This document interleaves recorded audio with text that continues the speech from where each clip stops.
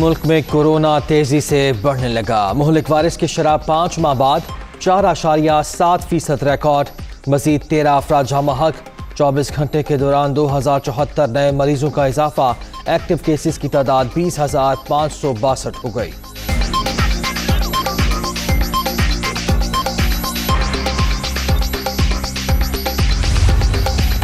پنجاب میں Omicron cases میں اضافہ۔ لاہور میں 18 افراد میں وائرس کی تصدیق۔ صوبائی دارالحکومت میں متاثرہ افراد کی تعداد 345 اور صوبے میں 361 تک پہنچ گئی۔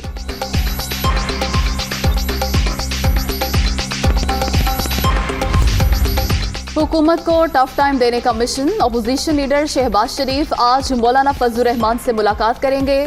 حکومت کے خلاف احتجاجی تحریک مجوزہ لانگ مارچ سے متعلق غور کیا جائے گا۔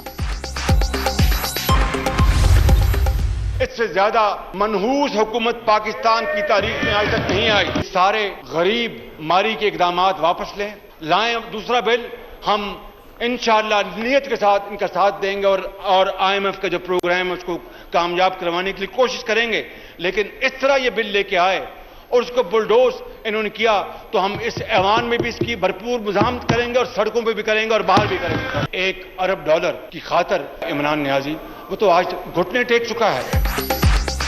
حکومت $1 ارب کی خاطر گھٹنے ٹیک رہی ہے۔ حکمران کسی بحران پر قابو نہیں پا سکے۔ ٹیکسوں میں اضافہ نہیں ہونے دیں گے۔ حکومت عوام دوست تجاویز لائے ساتھ دیں گے، ورنہ پارلیمنٹ کے اندر اور باہر مزاحمت ہوگی۔ شہباز شریف۔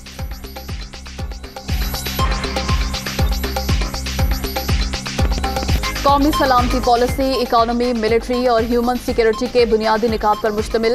معیشت کو مرکزی حیثیت حاصل۔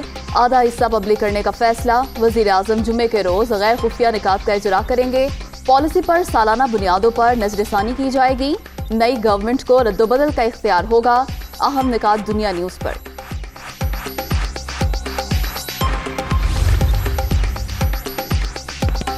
آرمی چیف کی زیر صدارت کور کمانڈرز کانفرنس۔ سپاہ سالار کا کسی بھی خطرے سے نمٹنے کے لیے تربیت کا معیار برقرار رکھنے پر زور۔ شرکاء کو آپریشن رد الفساد کی کامیابیوں اور عمل درآمد سے متعلق بریفنگ۔ ملک کی سیکیورٹی اور سرحدی انتظامات کا بھی جائزہ۔ شاہ رخ جتوئی کے نجی اسپتال میں داخلے سے متعلق انکشافات۔ مجرم 11 ماہ جیل سے باہر مختلف اسپتالوں میں رہا۔ اسپتال عملے اور شاہ رخ جتوئی میں مبینہ رابطے بھی رہے۔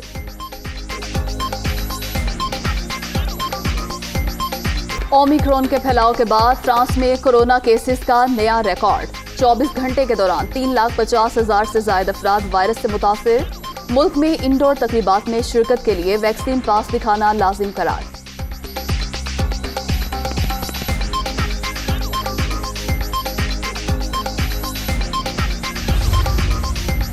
ورلڈ بینک کی عالمی ترقی میں مزید سست روی کی پیشگوئی۔ غریب ممالک میں معاشی ابتری کی وارننگ۔ رواں برس عالمی معیشت کی شرح نمو 4.1% رہنے کی توقع۔ پاکستان کی شرح نمو 3.4، 2023 میں 4% رہنے کا امکان۔ شمالی کوریا کا ہائپرسونک میزائل کا تجربہ۔ میزائل نے 1000 کلومیٹر دور ہدف کو نشانہ بنایا۔ اس موقع پر شمالی کورین رہنما کم جونگ ان بھی موجود تھے۔ سیکرٹری جنرل اقوام متحدہ کا اظہار تشویش۔